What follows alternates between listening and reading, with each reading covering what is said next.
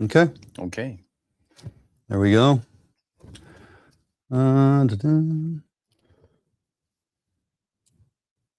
It is Thursday at 6 o'clock, so you know what that means. I know what it means. Mm-hmm. Oh, thank you very much, Jordan. Appreciate that. Thank you. Mm-hmm. Mm-hmm. Any other amazing sound effects you want to throw at us there from your operating center? Fantastic. There we go. Yeah. Always a classic. Oh, yeah. When we bomb. So. Crickets, naturally. Yes, of course. We're waiting for a laughter at the end of that one. Crickets, yeah. All right, got a few folks jumping on here. How fun. Yeah, it's nice to be back. Yeah. Nice to be back in studio, as always. It is. We're going to pursue this, if it might not be better for us production schedule-wise, that we start doing our show on Wednesdays. More to come on that. Okay. Maybe we'll throw it out there as we roll through tonight's program and see. Hey, Ron, nice to see you on here, man. Ronald, hello. See if folks will be okay with us being on Wednesday. Yeah. Try to make it easier on you. And we have that ability. The way we're structuring our show now, we can move it around a bit. We can. Mm-hmm. Boy, I tell you what, tomorrow is Friday, and through the weekend is full on go for broke on getting ready for the Sportsman Show. It is. Yeah, you're so right. I have a lot of stuff I have to record for my seminars. You do? Yeah. I still got to put pictures together. I thought you had your slideshow ready to go. I don't have, not that one. I got 25 other ones ready to go. I don't have it. I just got to download 25 other ones. I got to download it, and I got to make sure I got the real good stuff. George Garcia, nice to see you on here, my friend. Always tuning in, as per usual. You roll a slide presentation while you're doing your... Yeah. Oh, but you have one, if we're talking spoon fishing for steelhead, but I'm doing trout twitching. Trout twitching. For large trout, not just any trout. Twitching jigs. Twitching jigs, yes. Mm-hmm. That's really catching on, by the way. Well, and YBC is releasing your line. What's going on? Yeah, it'll be spring. It could be March, could be April. That is the time frame. But the trout twitchers are coming out. YBC's putting them out. But they're personally, my deal. So I'm really looking forward to that. Brought to you by Bill Herzog. Yes, YBC Trout Twitching Jigs. How many different patterns? There'll be 12 colors, and so 12 different patterns, and two sizes. 1/8 and 1/4. Say that again. 1/8 and 1/4. Copy that. Okay. You have patterns that would work good, say, for Rufus the Woods? I have two of them are specific for Rufus Woods. What color combination you got there? It would be black and brown. Yeah. For those. It's something about, even though one time we were there moons ago, purple was it. White head with purple, and black. And black. I crushed them on an all black marabou, longer tail, and a white head. There'll be a white head and all black also. Yeah. Yeah, works really well. I think over there, folks, if they're failing to find fish or engage with fish, they're not allowing it to pendulum deep enough. Like when we're throwing at those pens, or if you're fishing in that vicinity, letting it get a good drop. Look at your electronics; those fish. Oh, there's fish at 30 feet. Oh, there's fish at 40 feet. It takes a bit to get down to that. It does, longer than you think. Yeah, it's not twitching coho in a river where you let it hit the water, you start twitching because you don't want to be dragging bottom. Oh, and we're using only 1/4 ounce. That's a good size. It's heavy, but nevertheless, all the material on there, plus your line, and we're all using braid now, which floats. It takes a while for that to get down where you're going. A lot of guys can't. They're so ADD, they want to start twitching that thing right away. And that happens. I'm guilty too. Yeah. It goes down there. Okay, it's good enough, sir. We're going to. Well, and the other thing, in that particular fishery too, is how much water are they flowing? It's huge. Do we have current, right? Or do we not? It makes a big difference of how you set up either, utilizing the net pen as a block to get in that soft water behind it. If you're out alongside of it, that current can be ripping by there pretty darn good. You can be moving way too fast to even be fishing. Yeah, for sure. Jordan, I'm going to have you get me a different earpiece. This one keeps cutting out on me.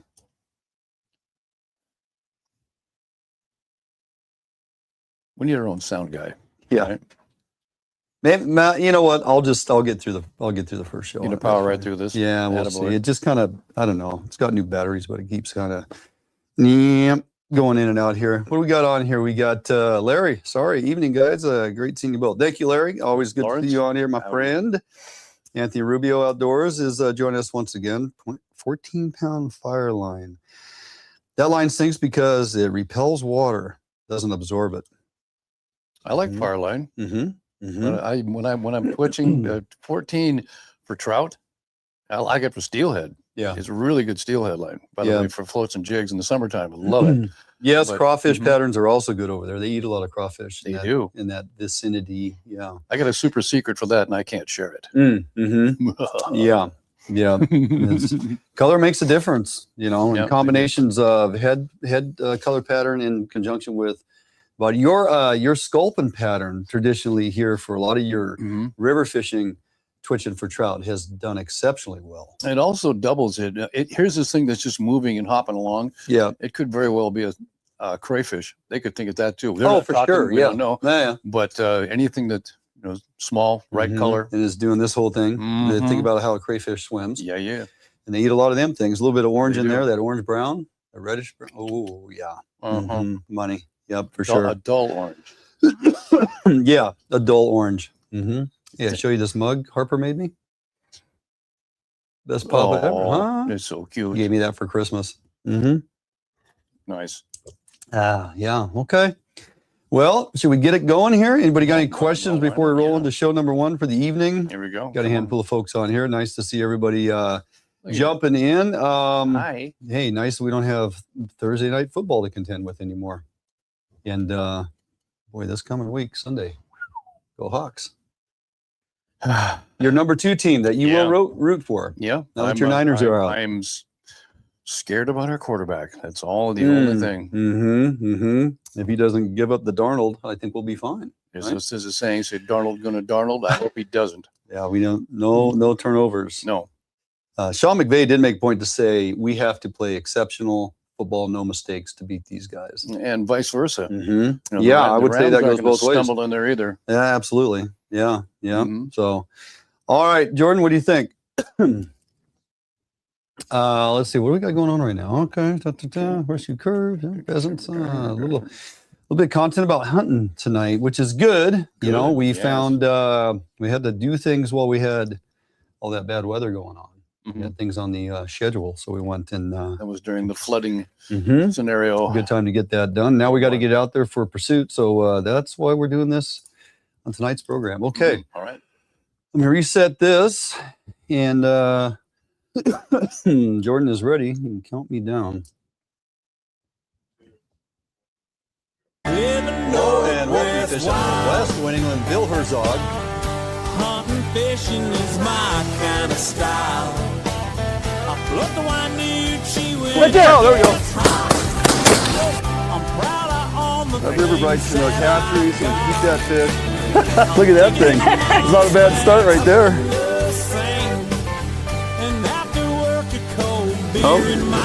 Oh, it's a big kokanee. Well, this is as old school as you could ever imagine. We're fishing this McKay pot.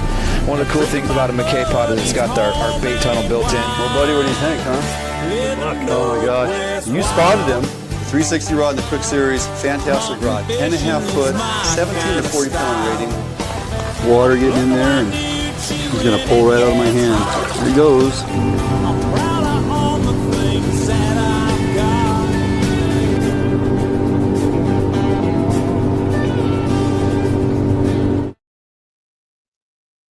Hello and welcome to Fish on Northwest. Duane Bill, Mr. Bill Herzog. Good evening, sir. How are you?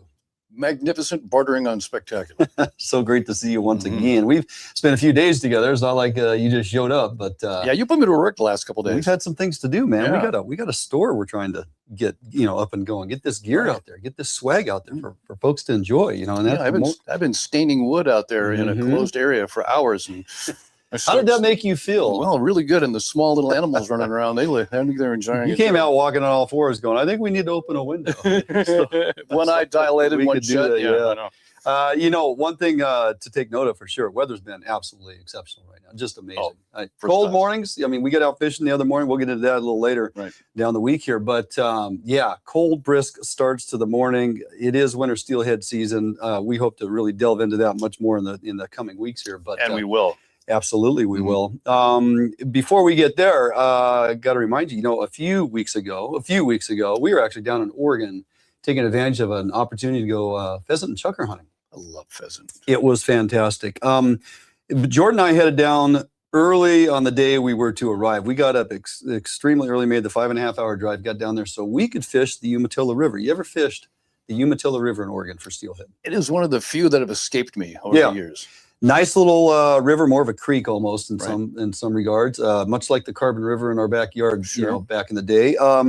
And the steelhead are very Grand Ronde-esque or Salmon River. I can see Snake River, excuse me. If you think about their streams over there by the same side, like the Toucan, and there's all kinds of small water over there, and those fish are all similar. Yeah, they're all smallish as a rule. They're not very big fish, and they all come in and hang around at the same time. So there's a specific species that call that home. Yeah, and it was productive. Jordan got into a couple nice fish. I missed a couple. You can fish bait down there. I was actually rolling some small chunks of bait, and then I switched up to a bobber dog and a worm, and Jordan was fishing his jigs and did really well on a couple of his jig patterns. And the water, we were just coming off the high water flood events that we experienced here, and it just literally dropped in the day before, and it was.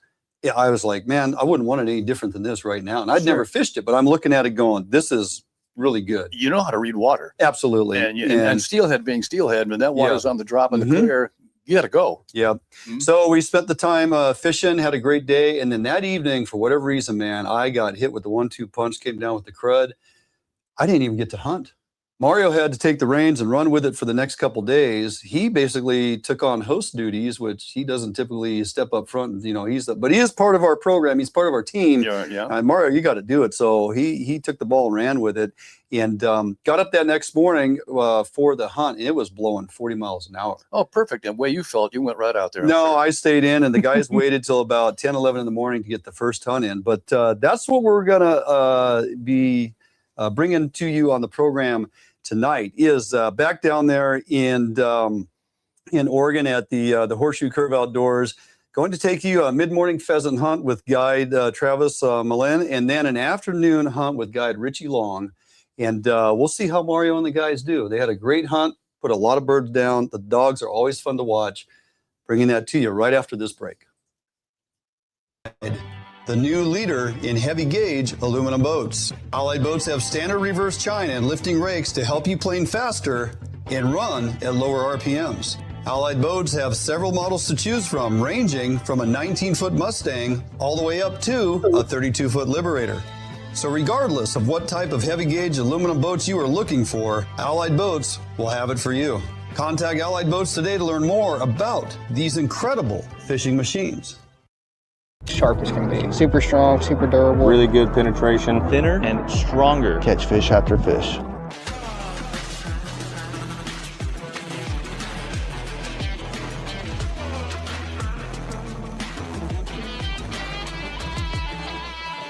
I want to make sure that I'm using the best stuff possible. World's finest hook. World's finest hook. Gamakatsu. World's finest hook.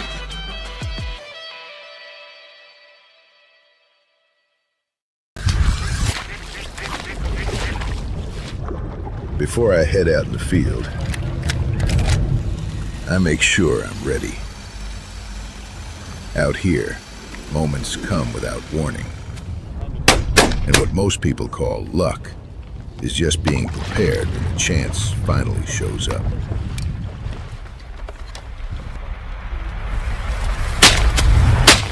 Work sharp. Max Lure has been making time-proven fishing lures since 1969. Our quality fish attractors have become essential gear for generations of anglers. From the iconic wedding ring and sling blade to the versatile sonic bait fish, each of our products are designed to help you reel in bigger and better fish. Max Lure products have helped anglers catch more fish for years, and we're confident you will too. Get your tackle at maxlure.com.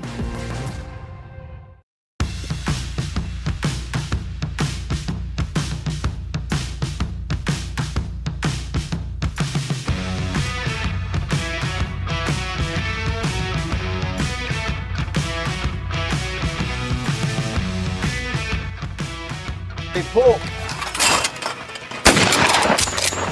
Yeah, suck. Thank God the pheasants are bigger. Yes. Awesome. Pull. There you go. Pull. Nope. There you go. It's too much. Oh, sorry. Here.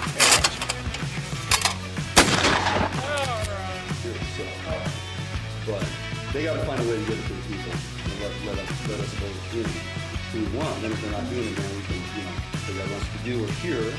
And we're in that person's best interest is served by the people he puts in. Go ahead. Hey guys, Mario Fish on our Northwest here. We got Travis, Greg Semler, Dave, Mike, Surdick, and Hockley, and we're up here at Horseshoe Curve Outdoors in Echo, Oregon.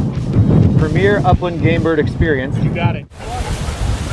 The wind, it was like the wind died and then it came back. Yeah. Like our little break. We had a small break. The wind here is, it's never reliable. Get ready. Gunner, hide here. Get set. Hunt him up. Through here. Hunt him up. Bird up. Be safe. Nah, I wasn't gonna shoot over the top of y'all. Thank you. Yep. Right here. 26 feet.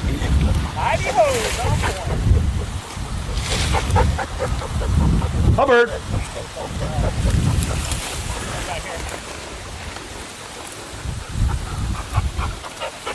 $62 feet. No, 20. It's right between you and I. Blue, hunt him up. Get him out there. And humid in there and hot. Oh, wow. It's torture. What's up? Okay. It's torture on the dogs. Yeah, I'll bet, dude. They get super hot. Yep. So Sweating. we get to freeze or frost a couple times, and then the wind comes in and lays it over. So this is like Premium cover for them. it's premium cover for the birds. They can still navigate through that pretty easy. Hide here. Whereas the dogs struggle. What's up with still. his tongue? He probably bit it. He does it a lot. All right. Or just the sharpness of the grass. Yep. He's on point. All right, Gunner's pointing right here in the corn. Bird up. Nice. Bring it here, dogs. Touch it up. Bird up.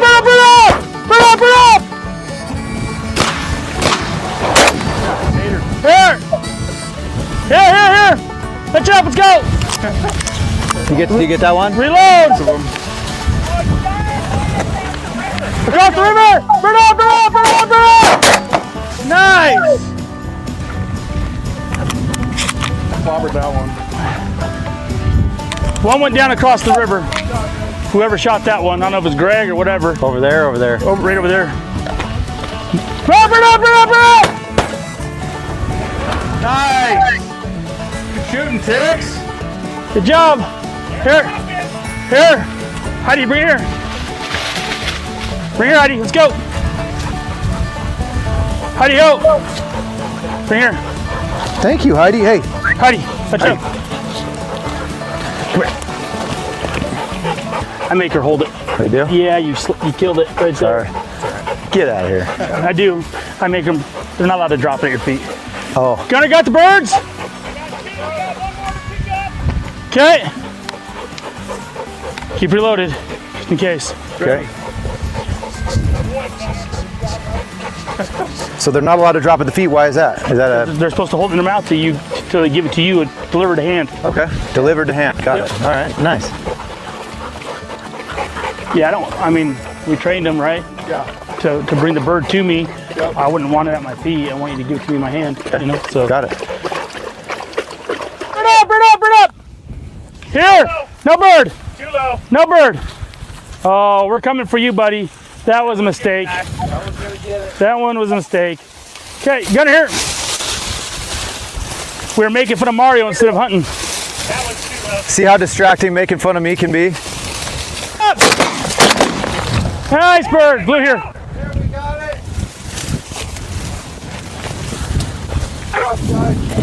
Good job, Gunner. Come here, Blue. Heel. Come here, Gunner. Nice shooting. Here, Gunner. Gunner right here. Blue. Blue here. Blue. Come up. He smells it. Get that bird, Blue. Get that bird, Gunner. Where's it at? Where's it at? There it goes, there it is. Shoot it! Get it! No bird, Gunner, here. No bird, Gunner. We're hunting with amateurs. I was leading it by about 8 feet.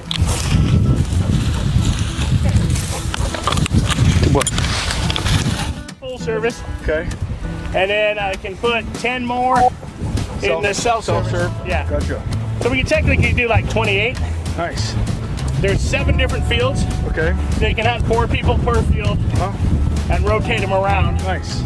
Yeah, so. That's awesome. And then nobody's doing crossfire or any of that either, right? Our fields are very well laid out like that. They definitely are. Yeah.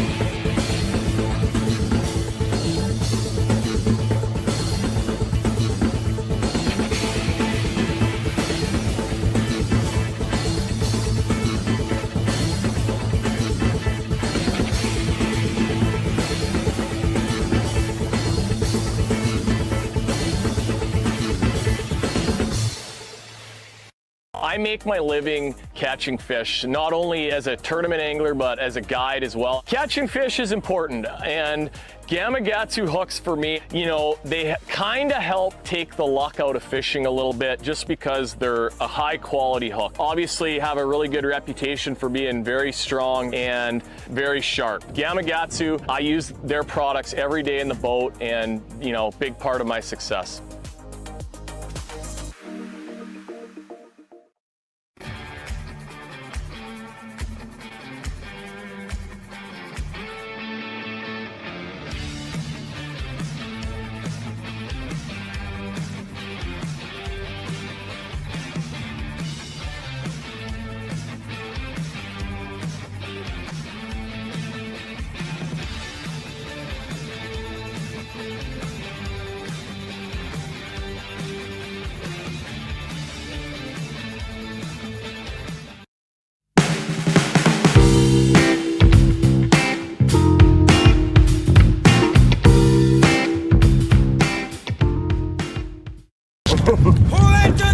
Come on, babies. Come on, kids. Here we go.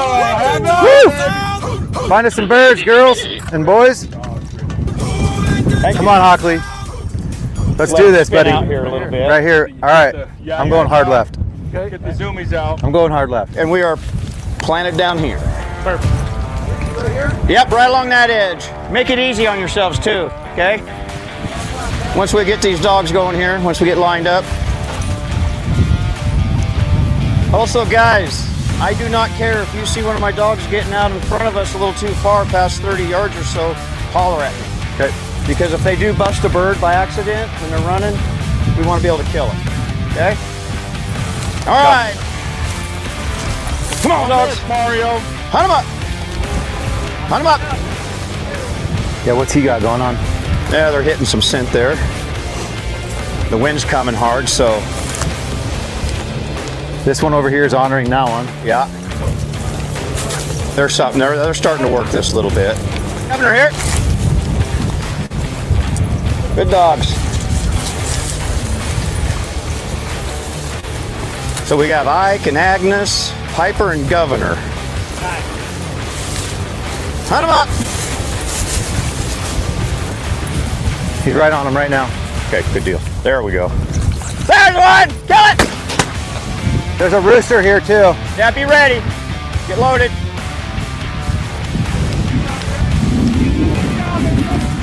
Yes, sir. Here, dogs. Here. Come on, find a bird. Bird, get the bird. Where's this rooster at? Hey! I never even saw that hen. Come here, Ike. Come here, buddy. Come on. Get over here. Let's go. Come on. Come here. Here. Thank you. Get that bird! Get him! Oh, Get that bird! Oh, wow. There he is! Kill him! Woo! Home now! That was awesome. See him trying to flush that bird. Just bounding. That was epic. Yep. Come on, That Ike! dog's got legs, man. Oh yeah. Just boing, boing. There, Man, that come was on! fun. Yep. Get up, bird. Oh, that's fun to watch. Find him. Oh, there we go. There it is! Yeah! Nice shot. When they start bounding like that, jumping up. Oh, you did. Piper. Come here, sweetie. Hey, come here. Hey, come here. Here. There we go. There we go, sweetie. Come here. Thank you. Can I have that? Is that yours? Did you get him? All right. Yeah, they're in here. They're in this thick stuff, thicker than all get up, dude. Every time the dogs come in here, they get birdie.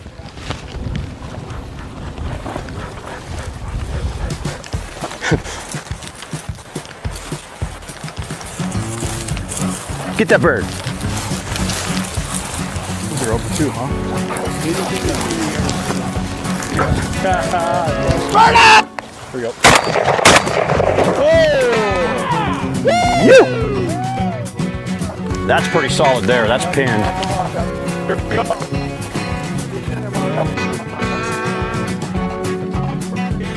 Bird up!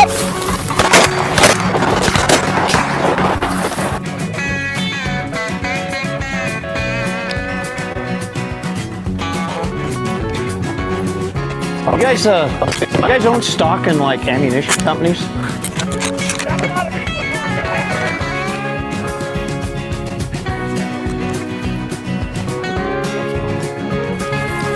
It's a pretty bird. That was a nice flush too. That was. Come here. Hi. Thank you. You got something going on. Oh yeah. There they go. On point, Mike. On point. Mike. Look at them all honoring each other like that. Hold on. Now he's going to block.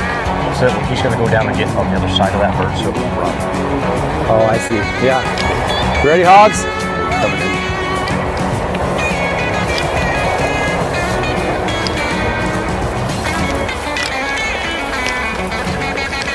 He's pointing towards your way a little bit. There it is!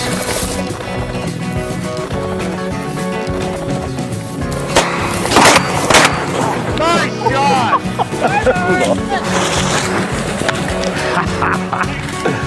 That must have been what they were, yeah, flipping around about.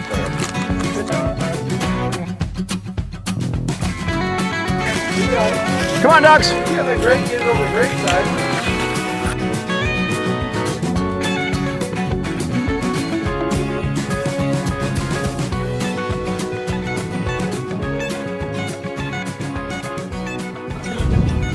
Good hunt. Amazing, dude. Really good hunt. Behind every great fishtail, every grip and grin glory shot, a record set, there lies tragedy. Folly, mishap, strife only an angler's heart can know. Out here, you have to earn your strikes. It won't be pretty, but we'll have your stern through thick and thicker. Because there are always more fish in the sea, and the right one, it's out there, just waiting to be found.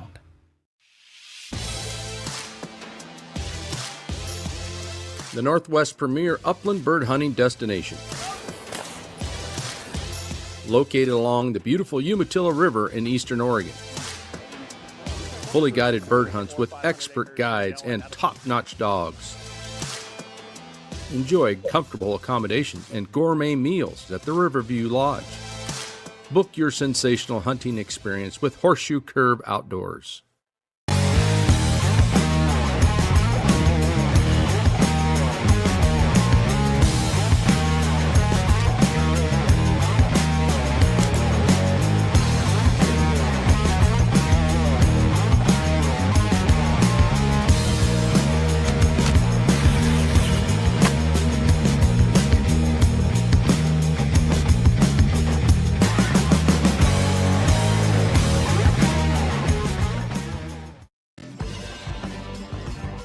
Defiance Marine is the one-stop shop for the Pacific Northwest angler.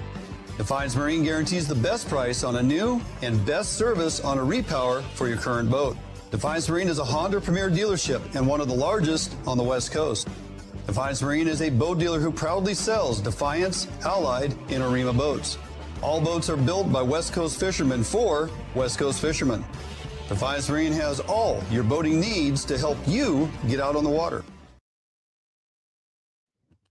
All right, well, that was a good time. There was a lot of birds going down in there.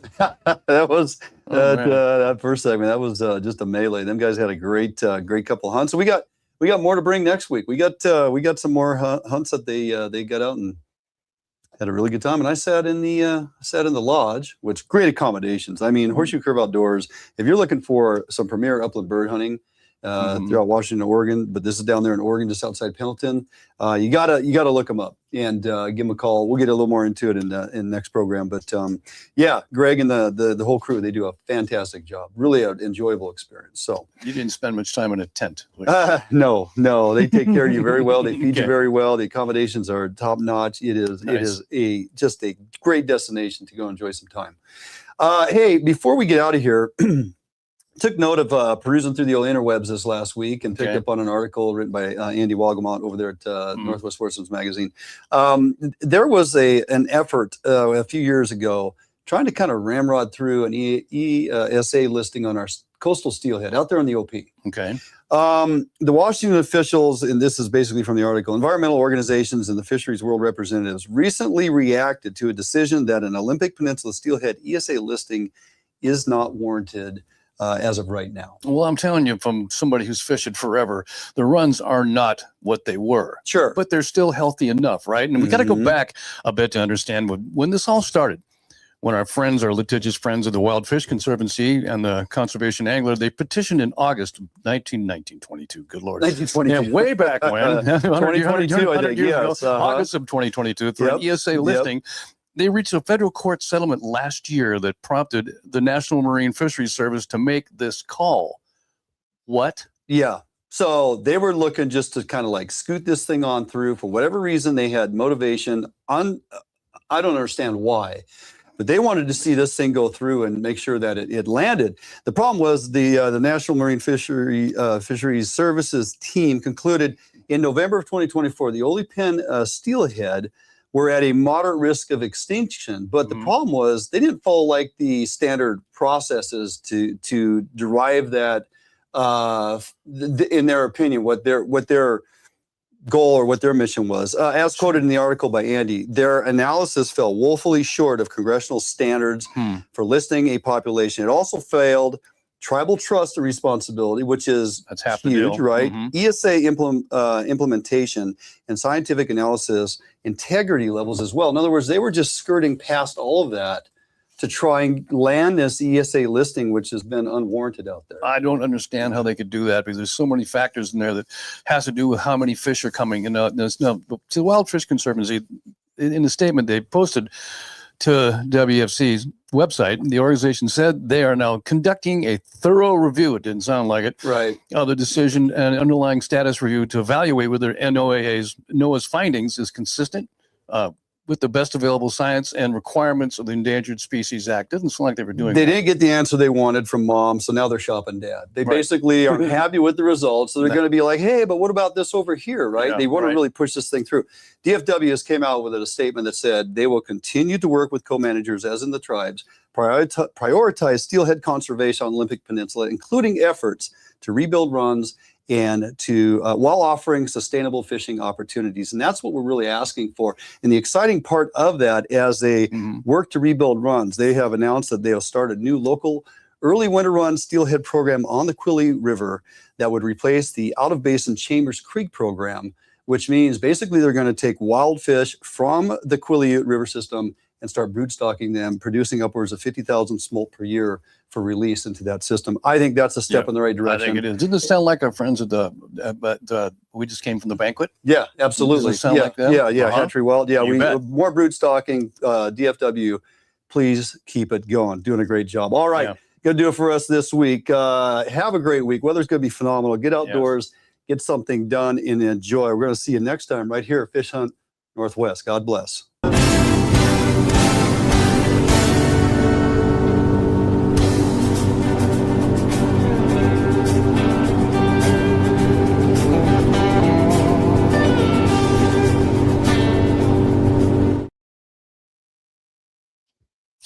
All righty, show number 1 in the tank. Show number one as for they you. say. What is your opinion of the guy that exposing DFW? Clayton, I knew this conversation is bound to come up with badger fishing. We have Clayton. Don't go anywhere. We got another show coming up here. We got number 2 on the docket for tonight. So. To answer your question, so the badger fishing is getting a lot of traction lately. Calling out DFW. There seems to be a big push across the nation right now for accountability, which is long overdue. Oh boy. In all different levels of government. Obviously, if you've been following the news and Nick Shirley out of Minnesota and all those things that are happening, it's all government related and just egregious lack of accountability for fleecing of monies that these government bodies cannot say where this money is going. So I don't know the gentleman here, badger fishing. I was going to contact him and just have a conversation, kind of see, what he's got going on. He's putting a lot of content out there. And he's digging up a lot of stuff. This stuff takes time to kind of uncork. You got to do some digging. But when they're trying to push these things through, aren't there people like a firewall, so to speak, of persons in there that say, okay, we need to have this, this, and this, like we just talked about, things that you have to jump through certain hoops to push these things through. If you want them, if you don't have that, there's no evidence, nothing. How Untraceable, who lets this get through? That's what I want to know.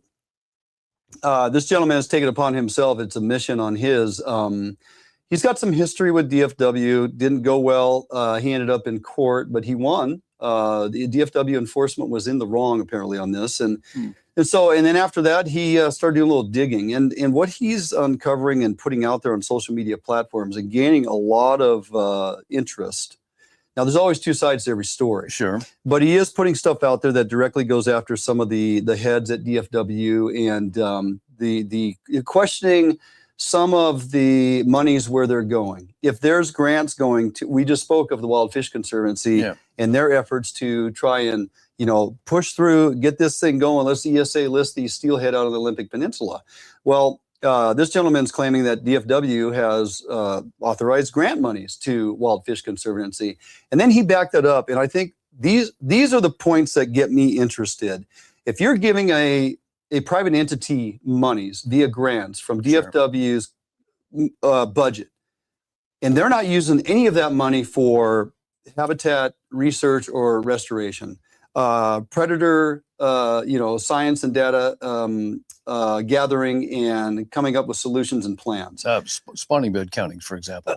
Any and all of that, right? Obviously, Wild Fish Conservancy is 100% against any type of hatchery advancement. So, and they even have issues and question DFW in moving towards in-basin broodstock programs. They're really, I don't know. They seem like a bunch of angry folks. Very litigious. They will, if they are getting money from DFW in grants for certain things, whether those programs are being conducted or not, but then they turn right around and sue DFW. If you recall, in the past several years, we've had multiple times where steelhead smolt have been dumped into lakes because DFW, according to Wild Fish Conservancy, and taken them to court to sue them to prove this, which gets very expensive for DFW. They don't got a bunch of extra money laying around to defend themselves, so it's easier to dump the fish into lakes than to fight the battle and put them in the river. Right. NOAA is very strict on permitting, and you have to have all your ducks in a row, and the permits have to be in place to take those hatchery fish and put them in said river at a certain time. All the documentation has to be in place, and if organizations like Wild Fish Conservancy are shooting holes in DFW's management of paperwork trail and monies and how this is being managed, it goes back and forth. It's just a dog and cat fight. What they do when they're breaking everything down, they're convinced through their own scientific findings, whatever, that any and all hatchery steelhead will hurt wild runs. I mean, that was la la la. They don't want to hear any more. They don't want to hear anything else about it. Yeah. And even the broodstock there, because they're coming out of a hatchery for some reason, even though they're bloody the same fish, no good. We can't. These fish are going to not destroy, or pollute or dilute, whatever they want to say, our wild runs. Now, if you break it all down, what they want is a whole bunch of wild fish, don't we all? Sure. Okay, but it's the way they're going about it is wrong.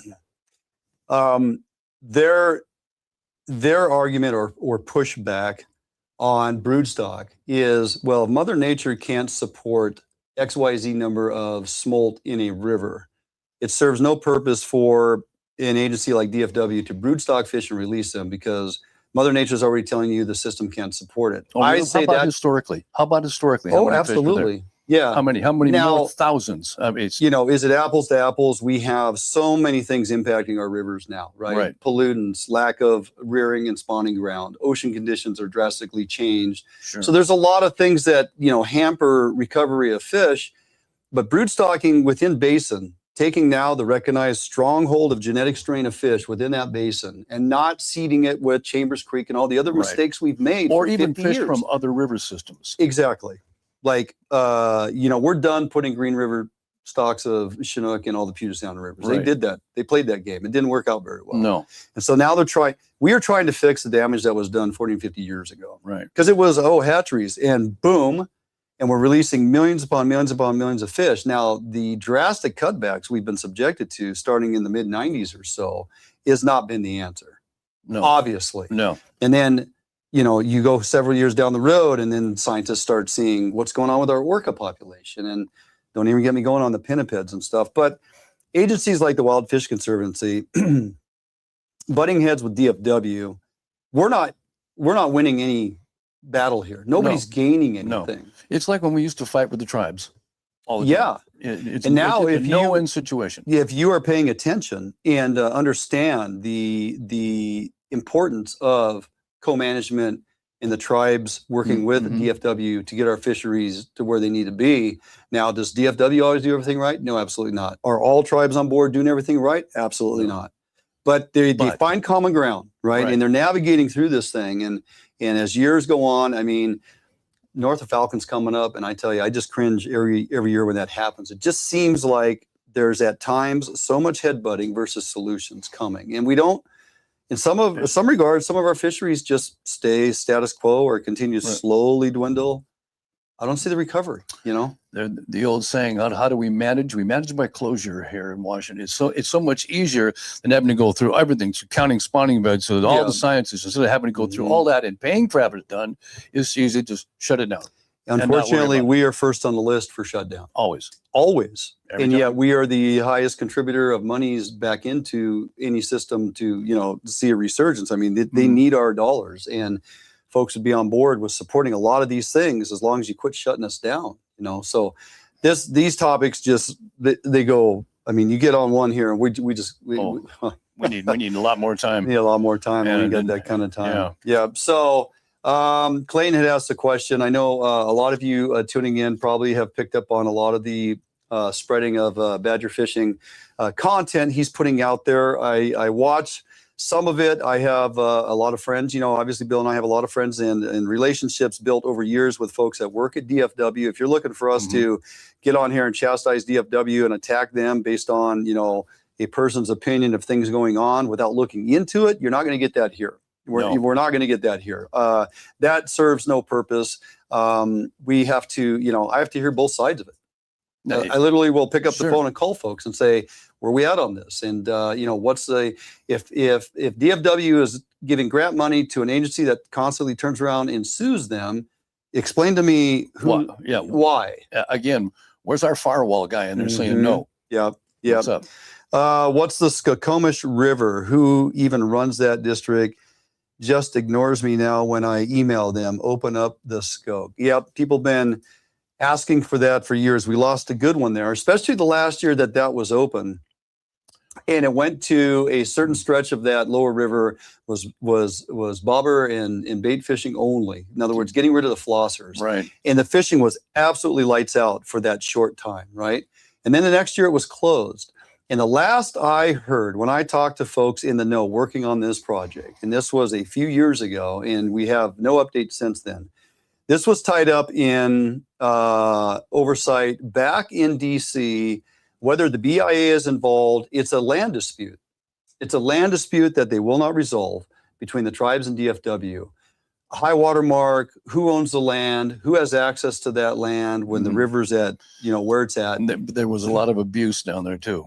Lot of abuse, a lot of human waste all over the place. Right. Just people left garbage everywhere. It was a disaster. And unfortunately, the anglers, our fishing guys, our brothers and sisters are the ones that are pointing the fingers at. They're the ones who leave the gate open.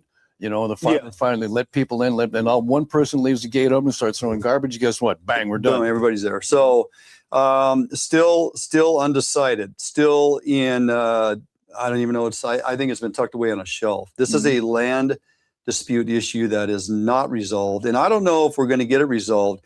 The only benefit to the amount of fish they're pumping out of that hatchery through that system is, one, for those folks that fish the Hood Canal area in August, getting all them Chinook coming back. Sure. You usually see a pretty lucrative limit of 3 or 4 in your daily retention, right? 4 kings a day. Oh yeah, it's pretty amazing. And of course, all them fish travel through the better part of Puget Sound to navigate their way all the way back down south. And so DFW looks at that as a successful contribution to fisheries we partake in when we're fishing areas 9, 10, and throughout Puget Sound. They don't go underground. They got to go through there. Exactly. So would we like to see that river come back? Yes. Would it alleviate some of the pressure on the Nisqually River at certain times when we have a Chinook run that continues to struggle? Yeah, absolutely. But can we get there?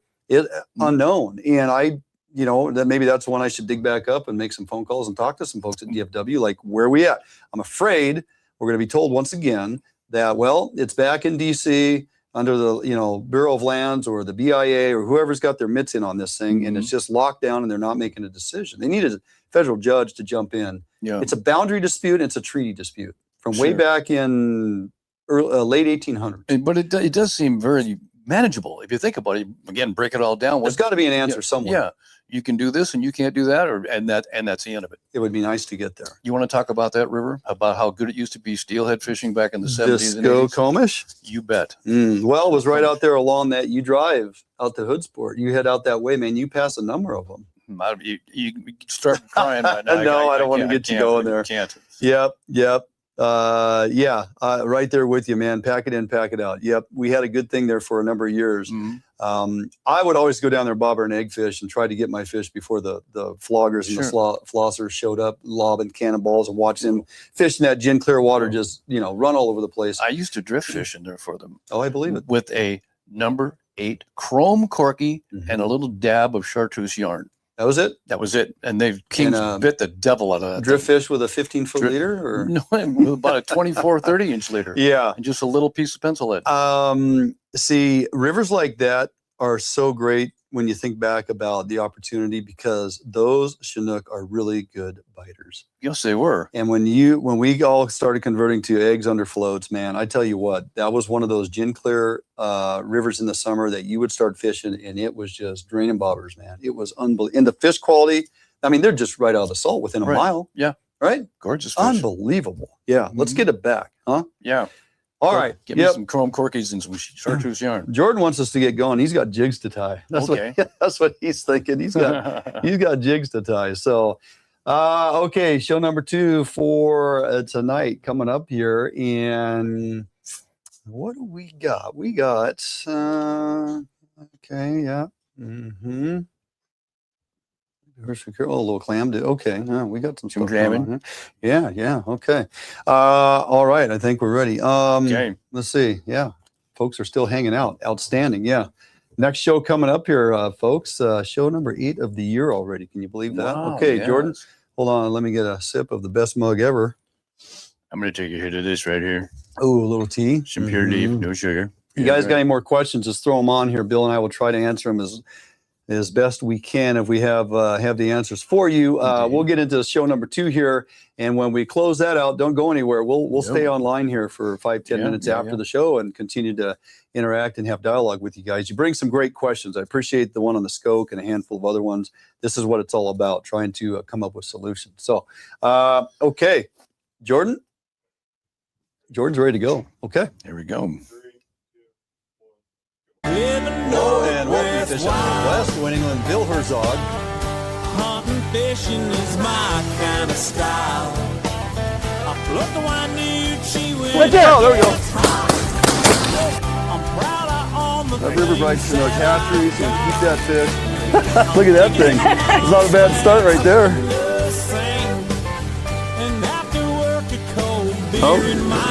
Oh, it's a big kokanee. Well, this is as old school as you could ever imagine. We're fishing this McKay pot.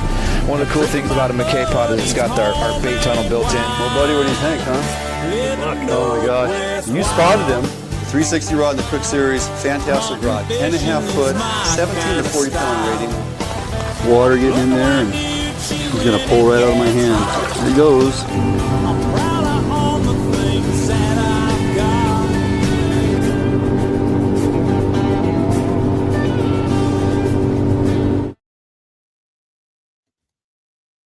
Hello and welcome to Fish on Northwest. Duane England, Mr. Bill Herzog. Hello, Duane. How are you, my fantastic fellow friend? Yeah. You look as good as you did the last show. Got to tell you. Wow. I don't know how you do it. It's got to be, I'm eating a lot of fish. Oh, yeah. How was that tonight? Let me tell you about it. When you can have a piece of prime Chinook this time of year. Yeah. When you're putting it all, vacuum sealing it all early, and you go, when this is in the middle of winter. Yes. Yeah, baby. That is about the last of it. The infamous Upriver Bright Chinook out of the Columbia River that you and I participated in last August. Such a great time. Okay. Hey, we got to get moving along here. Got a lot of stuff to cover. We just got back from the Steelhead Expo. Yeah, we did. We just got back from the Steelhead Expo. Overall, pretty successful outing once again. You guys are doing a great job over there. Toby White and Rob Holman, those guys putting that all together, staying at the Grand Hell's Canyon Grand Hotel. We did not actually get a fish out of the Derby or in the Derby to enter into the Derby for weigh-in. Mario did. He weighed in a small one, trying to go after the smallest fish. By the mystery weight, maybe? Yeah, mystery weight and or the smallest fish category. He had that going for him. But he was also on the boat with guide Josh Butters, who's one of Toby's guys. Andy Benfeet, James, or he goes by Andy, won $2,370 for first place in men's category. I didn't get the weight on that fish, but do you realize there was actually $9,000 doled out amongst all the prizes and categories? The youth category, the ladies category, $9,000, and that money's generated obviously by folks entering the Derby. I also didn't get the number from Toby. There's, I don't know if it was quite 200 folks fishing the Derby, but it was very successful. Yeah, man. And along with that, I mean, we had the actual expo. Yeah. You and I didn't have a lot of time to fish because we're providing seminars for the fine folks that are attending. We were talking a lot and selling stuff and just being there for the folks. Had a booth set up, selling the merchandise and the swag, the Fish Hunt Northwest merchandise. We'll talk to you folks a little bit about that here coming up. And it's just overall second year, it's growing. Next year is going to be even bigger and better. I just like the fact it's like a mini sportsman show. Yeah. You and I and, Shane and Big Jared Higginbotham with YBC providing seminars for the folks. Seminars were packed. It was great. And we got the sportsman show, and we also have a Derby to fish in the morning. Wow. It's just, it's a great opportunity for folks to partake in something they have yet to experience, because most of our sportsman shows, which we'll be getting to here in the very near future, we're not fishing in the morning. No. Unless you're jumping into the trout pond over there, but we're trying not to do that. So coming up on tonight's program, speaking of which, hey, back down to Horseshoe Curve Outdoors for a cleanup chukar hunt. The guys got out on a cleanup hunt, have another great morning, mopping up some chukars and a few roosters. That hunt goes pretty darn well. And then I'm going to take you out to the Washington coast for a quick, and I mean very quick, clam dig with some of our buddies at Gambler Charters. Mario and I, we were there in Owako, and we decided to get out on a clam dig when we had prime opportunity. And let me tell you, it was fast and furious. It was a great time. Going to show you some finer points, safety also, on how to approach it, how to dig clams. All of that coming up right after this break. The new leader in heavy gauge aluminum boats. Allied boats have standard reverse chine and lifting rakes to help you plane faster and run at lower RPMs. Allied boats have several models to choose from, ranging from a 19-foot Mustang all the way up to a 32-foot Liberator. So regardless of what type of heavy gauge aluminum boats you are looking for, Allied Boats will have it for you. Contact Allied Boats today to learn more about these incredible fishing machines. Sharp as can be. Super strong, super durable. Really good penetration. Thinner and stronger. Catch fish after fish.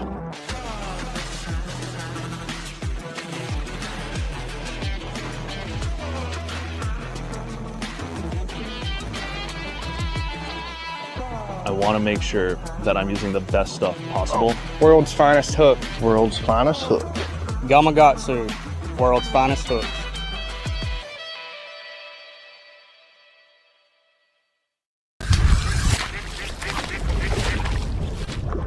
Before I head out in the field, I make sure I'm ready. Out here, moments come without warning. And what most people call luck is just being prepared when the chance finally shows up.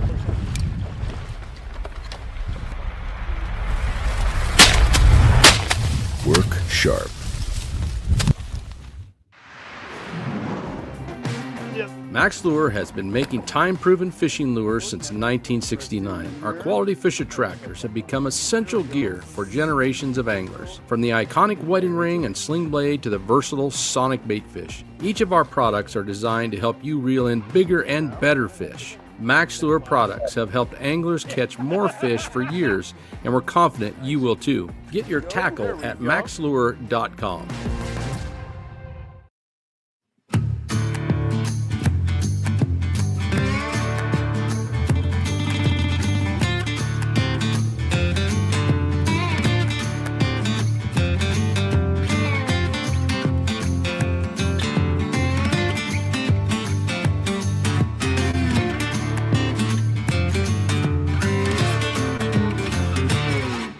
Good morning, Fish on Northwest. It's Mario standing in for our fearless leader who came down a little bit of the crud. Yep. So we're out here with Greg and Big Mike and Ryan here, and we're gonna go find some escapees. We're gonna find some escapee chuckers this morning. Chuckers. All right. Chukarhunt. What dogs we got with us today, Ryan? We got Waylon and Maeve and Weed, and they're all out of the same couple litters, so they're all related.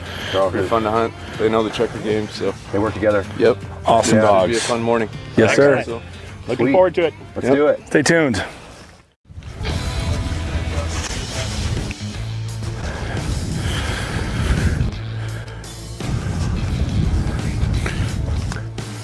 All right, Mario, let's get this one. Pick this one up. Nice shot. That one's down.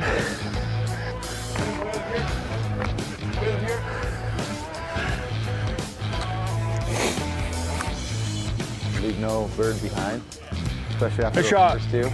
That one was like, I think I need to aim a little higher. Higher. Oh, took the wing off. That's why we call it wing shooting. Yeah. Wing shooting. I got him.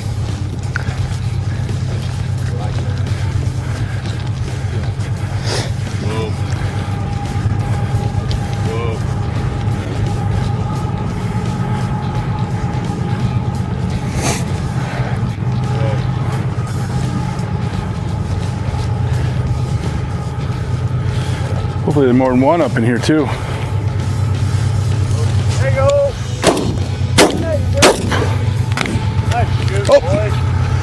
Oh, look at that! Look at that! Oh! That was awesome! Sweet! Good job, dude.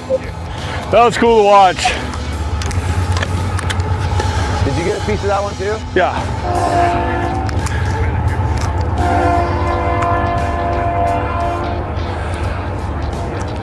Good boy. Yeah. Walk right at the dog. I'll take the outside here. Yes. Whoa. There you go. There we go. Nice cleanup. No escapee. We're getting all of them today. Oh, sweet. We came back for that bird and got him. That was pretty awesome, yeah. No, that was it.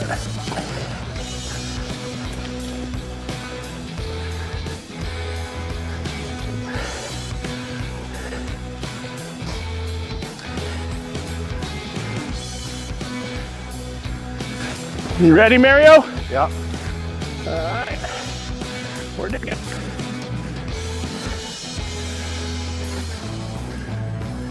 Other side of the fence, maybe? It's flocking time. Oh, there's two. There's at least two. All right, I got this. I got one right here. Okay. Well, there we go. There you go.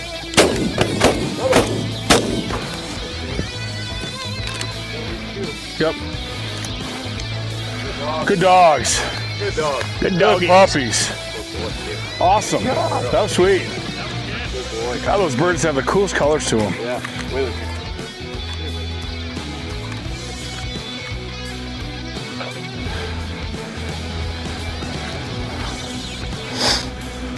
I see him.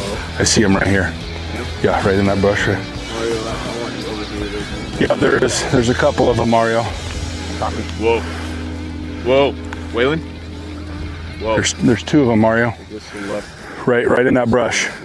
I'll get one that goes left. You get it goes right. Copy. Whoa. Here we go. Good. Oh, there's that. There we go. Oh, How did that get so much? that one right there is too. That was 4. It's right here. He must be. Yeah. There you go. Nice. Oh, sweet. Oh, yeah. Wanted some video. Woo! Good job, dog. Awesome. Good dogs. Here. Good. Good boy, Waylon. Here. Here. That's the best part, dude. Here. Watching the dogs. Oh, it's the man. best. Dogs are awesome. Here. Yeah, you ran by me. Come here. It's a good looking one. Yeah. Nice. He thought he was gonna. That one thought he was hiding out there in the dirt. So we gave him a dirt nap instead. Gave him a dirt nap. You can throw it back here. All right, go. All right, well, we just got back with our Chukar, our escapee Chukar hunt of the morning. Yes, we did. We did pretty good. Looks like we got 9 and 3. Yep, picked up a couple extra roosters up there. Yep. Last night, right after dinner, Mike goes, "Hey, you got any spare chew toys for Chief?" And I said, "Yeah, I got some." And then we didn't even have to go into the. We didn't walk 20 feet. We didn't walk 20 feet. We got chew toys for Chief. Picked up the sheds up there as well. Nice adventure up there. Not terrible ground. Beautiful view. Yes. A little better conditions today, huh? Yeah. So we're gonna transition. We're gonna go hunt the pivot. We're gonna go hunt the big pivot this afternoon, or for the second part of the morning hunt here. Yep, a lot more pheasants over there. There'll be some chukars mixed in as well, but you'll get a good view of the terrain. We had some natural terrain up there. Now you're gonna get over and hunt some of the stuff that we farm all year to really give that Dakota experience and make sure that our preserve keeps the birds well hidden, well fed, and a challenge for the dogs.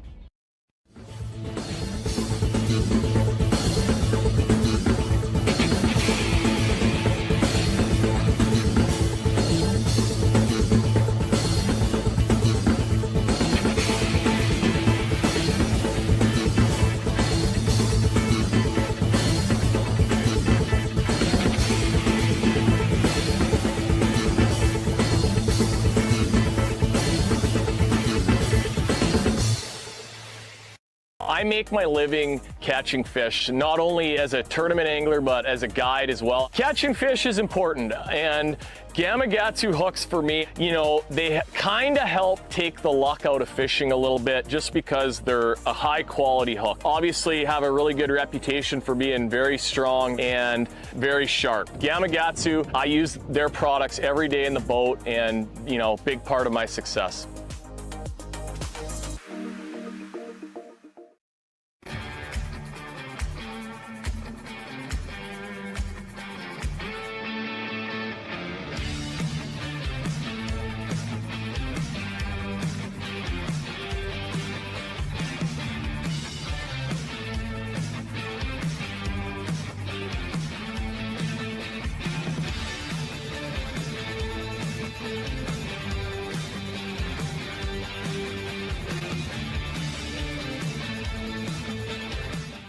All right, guys. Hey, Duane England, Fish on Northwest, and Mario. We are not actually on the water. No, we're near the water.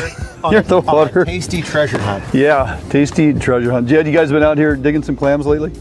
This far north, no. Yeah, I think we drove, I don't know, Mario, past 1 million or so, 1.5 million. These are probably the best, the brightest, the biggest clams. We're in the market gonna find for maple bars. That's what we're looking for. They no need to be 4-inch big, clams. No little baby clams. We have opportunity here on the Washington coast on certain beaches this time of year, winter clam digs. Typically they're in the evening with the tide, but we got king tides right now.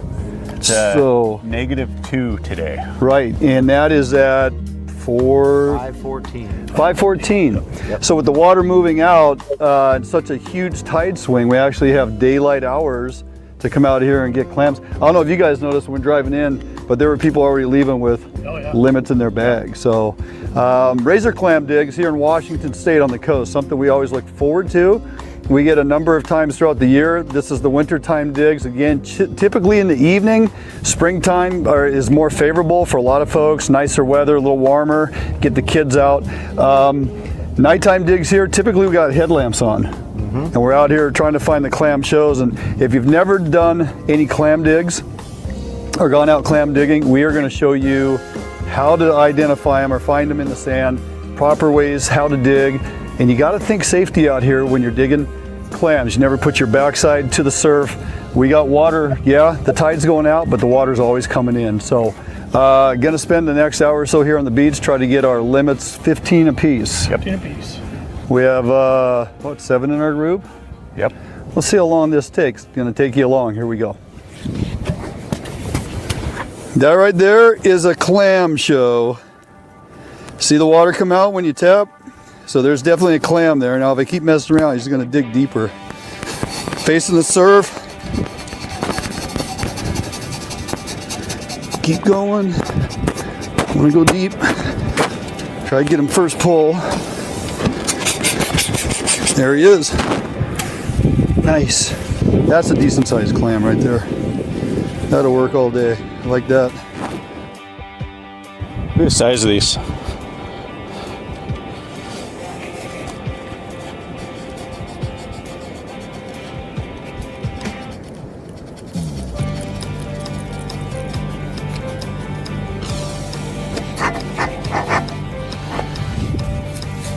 I mean, these are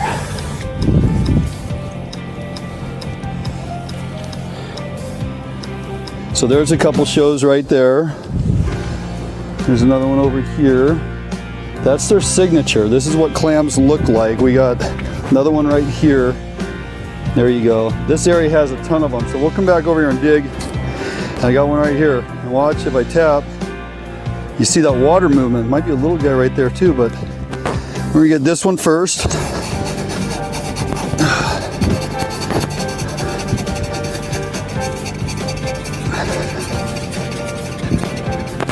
Okay. Gotta watch your back when you do this. He's gotta be in there. Small Mario? Oh, there he is. Okay, there's one. Should we go after this mega one? Look at the size of this. Looks like a sneaking meteor hit it.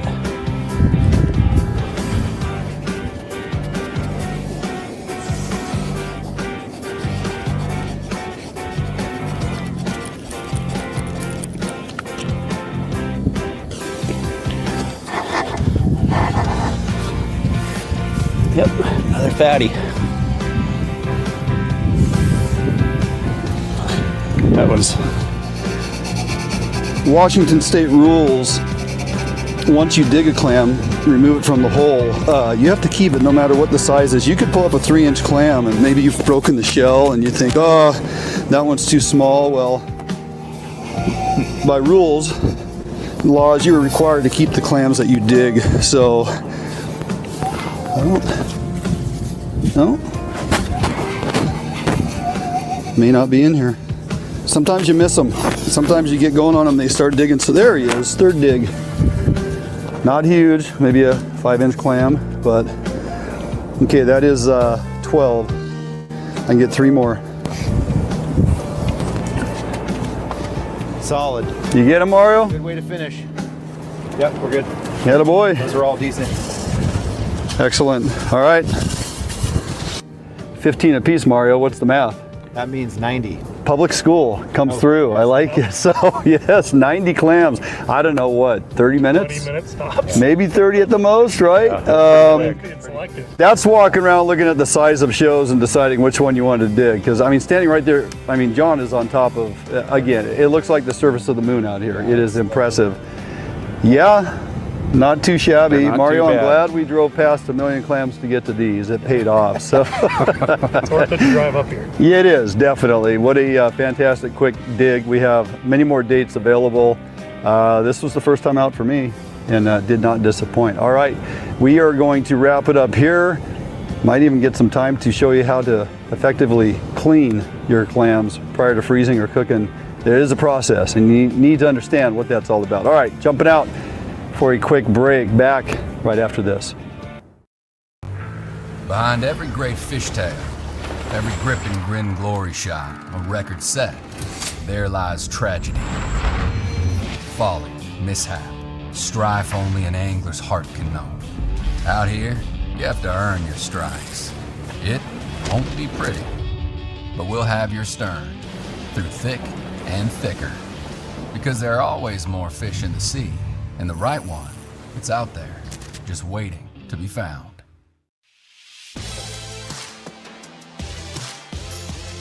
The Northwest premier upland bird hunting destination. Located along the beautiful Umatilla River in eastern Oregon. Fully guided bird hunts with expert guides and top-notch dogs. Enjoy comfortable accommodations and gourmet meals at the Riverview Lodge. Book your sensational hunting experience with Horseshoe Curve Outdoors.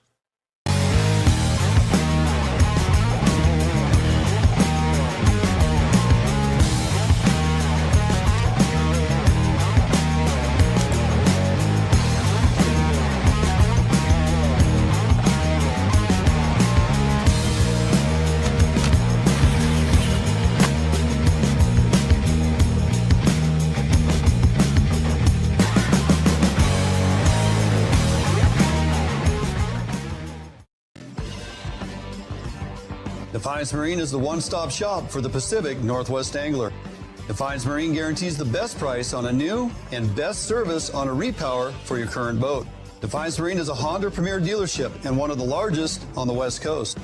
Defiance Marine is a boat dealer who proudly sells Defiance, Allied, and Arima boats. All boats are built by West Coast fishermen for West Coast fishermen. Defiance Marine has all your boating needs to help you get out on the water. Well, there we go. Back down to Horseshoe Curve for a mop-up chukar hunt. The guys did great, man. It was a very festive morning. Chukar is some of my favorite bird to eat. They're delicious. They're absolutely delicious. And there's a ton of them down there. The great thing about Horseshoe Curve Outdoors is the way they cultivate the farm. You know, they have 800 some acres down there. They plant crops that are conducive for bird habitat. Right. It's not just a release site. And then, you know, if the birds, if you don't get all the birds, the hawks and the eagles and the coyotes and stuff get them. They purposefully plant and rotate crops that they produce amazing bird habitat, lots of feed, high survivability over the winter for the birds that don't get taken. And when you book some time there and you pay for X amount of birds in your package, let's say you have a group of 4 hunters and you pay for 30 birds or whatever. Well, if the dogs are working hard and it's a great morning and they flush 50 birds and you shoot 45, you're not getting charged for the extra birds.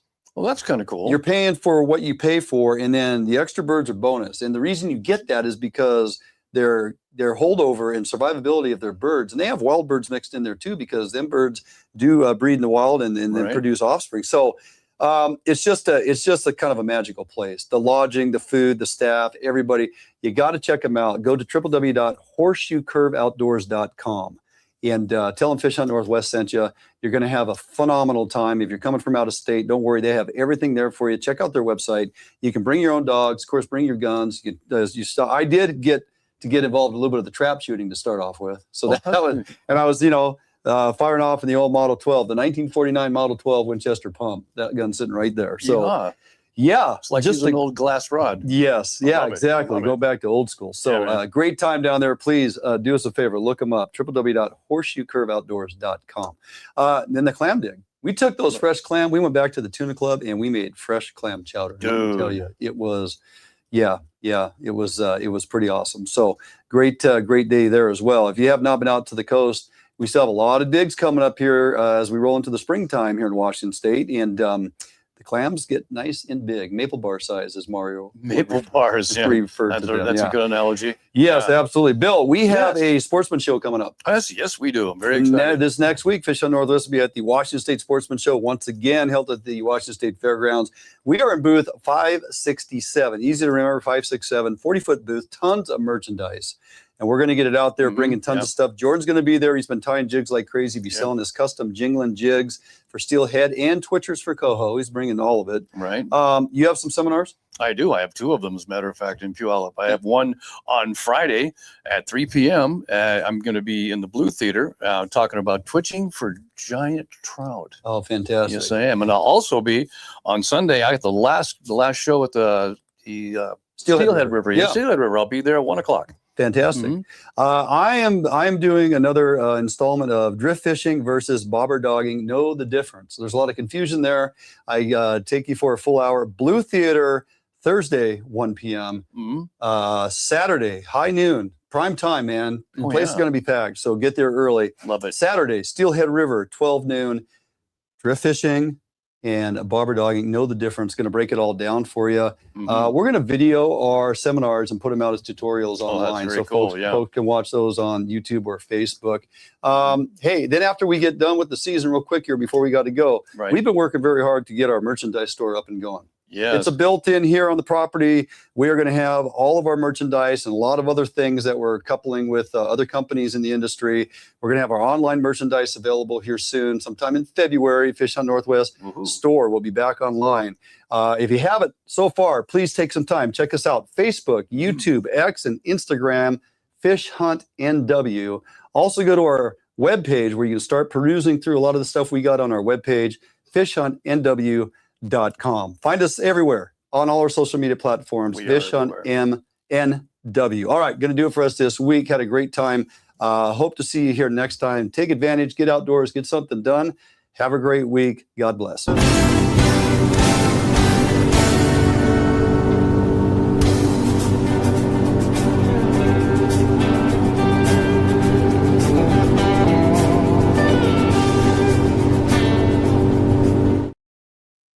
Just going to throw it up. Just going to throw it up. There we go. Hey, we got through 2 shows with Nary a hiccup. Great show, guys. Thanks, Pete, Larry. Glad you guys hung out. Yeah. Appreciate all the insight and all the questions and dialogue. This is again, if you haven't joined us in a while, this is kind of what we're doing now. About every other Thursday, we're reeling in, 2 shows. We produce 2 shows while we're in here that we eventually get out on the Pursuit channel. And it's pretty nice. Pursuit channel's taking care of us. They're doing us a solid. They are playing our show Saturday morning, 8:30 West Coast time, or, Pacific Standard Time. Sunday evening, 8:30 p.m. Pacific Standard Time. I quote the great ZZ Top, we're bad, we're nationwide. We're bad, we're nationwide. Bringing the nation, what we got going on here in Pacific Northwest, we're pretty excited about that. So it's kind of changed the way we produce the show, changed the way we create the content, but we still like to be in studio. We could just simply record this stuff and put it out there. But you guys respond really well here online, so we choose to stream it on our social media platforms, and we like to engage and get the dialogue going. So we're hopeful that people will continue to show up when we are in studio. I want to throw it out there to everybody. Bill, we're toying with the idea of maybe moving to Wednesdays. Okay. Be a little easier schedule on you. Yep. It marries really well with Jordan's days off and our ability to be in the field fishing and filming and hunting and filming and all that, and then roll right into Wednesday and do our show. I'll be putting that out there on social media platforms. See what you folks think. If Thursday has always been our go-to. Our de facto day. Yeah, been doing Thursday since we started this back in March of 2019. Now here we are thinking, things have changed. The show's changed. The location of deliveries changed. I mean, it's grown. It's grown. Love it. So with change comes decision time, and we may think about doing that. I want to hear from the folks, though. I want to see if Wednesday would still work for a lot of people. You know, we want to make sure you're showing up so we can have that engagement. So kind of where we're at. Man, it's looking good, isn't it? I like it. Well, you got to get on the road to home. I do. Yeah. And Jordan's got to get tying some jigs. Another thrilling drive for me. Yeah, fantastic. Back to Yakistan. And I have to get some post-show wrap-up editing done. So appreciate everybody hanging out for tonight's program. Hopefully you enjoyed it. You have some ideas or some content or folks you would like to see us get on the show, hit us up at our Facebook page on Messenger. Email us at fishuntnw@gmail.com and stay interactive, man. Just, you know, things come to you. You got questions? We're right here for you. We're always available. Oh, yeah. Yep. All right, everybody. That's going to do it. Have a great evening. We'll see you next time.